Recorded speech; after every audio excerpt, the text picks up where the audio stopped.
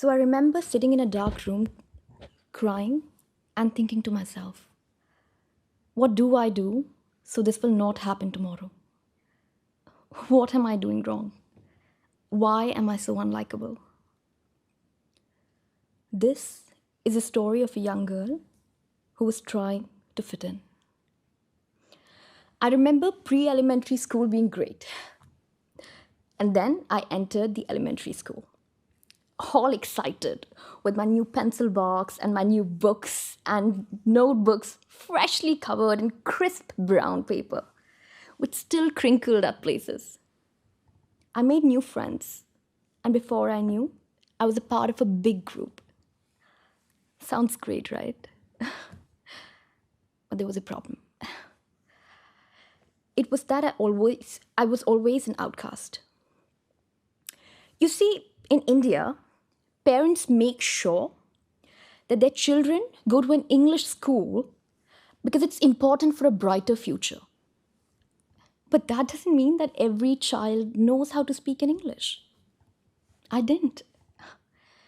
And I did not know that it was a problem till I was being mocked at for my broken English. I tried harder to speak English even more. And so obviously, I was laughed at harder. And that became a vicious circle. I figured out maybe that was the only problem. Maybe if I work hard and become better, they'll stop. So I forced myself to read English storybooks, started with newspapers, and made sure that I referred to my bulky Oxford dictionary whenever I could not understand the meaning of any word. My English became better. So you would think the mocking stopped, right? It didn't. I couldn't understand what was wrong with me. I tried to understand the things my friends were mocking me for, but even that was confusing because it was never just one thing. Kids can be mean, especially to other kids. I did not have anywhere else to go. I did not know that leaving the group was an option. That group, it has become a part of my identity. I was trying really hard to belong. I could have talked to my parents. They have been extremely supportive throughout my life, but I didn't think that I could. Not at that point of time. And I don't know why. All I could do was return from my school, tell my mother how was my day, and would make sure to not disclose the mean comments that were made during my day. Go to my room and then just start crying behind the closed doors. But I didn't give up. I figured books could help, and they did. Books helped me a lot during this time. Reading autobiographies of people going through challenges in life or overcoming challenges helped me. It gave me a language for my own emotions. I learned it was okay to be different, to think differently, to feel, to be sensitive, to try, even if you look stupid. The most important part is you need to understand yourself. And it's okay to have your own language and your way to do it. It's okay to not know something. The important part is being willing to learn. Education has given me the importance to find out what I'm capable of and the freedom to choose who I want to be.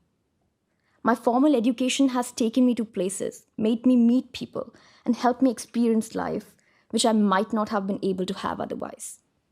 And I'm thankful to it wholeheartedly. Education is not a mere degree, but what I learned during and after the classroom. Education is finding myself and even questioning myself. And all these years, I finally became aware that I was still battling my childhood experiences.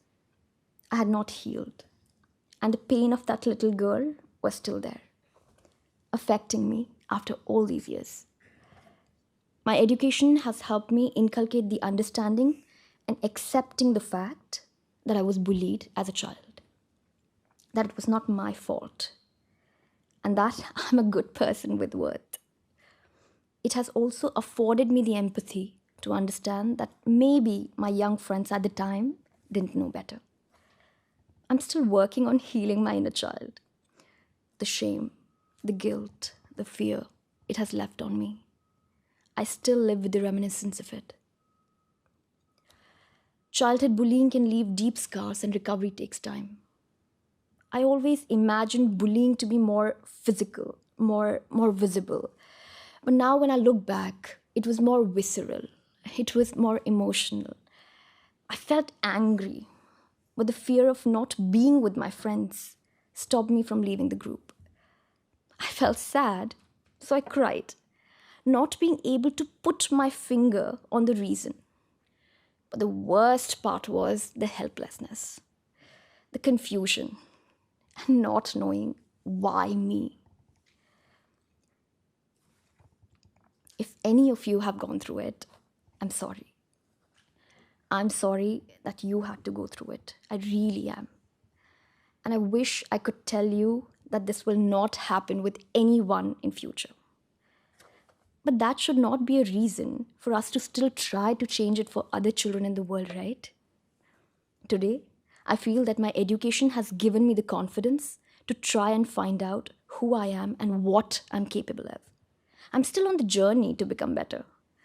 So after a professional life in academia and political research, presenting and publishing academic papers, having made a short film screened at Mumbai International Film Festival, here I am, pursuing my second master's at the Royal Roads University. Today I stand here, strongly supporting the fact that education should be easily accessible to everyone. Because I believe education has the power to help you overcome, if not all, many circumstances in your life. I say this because it really has been the beacon of hope in my life. Thank you so much.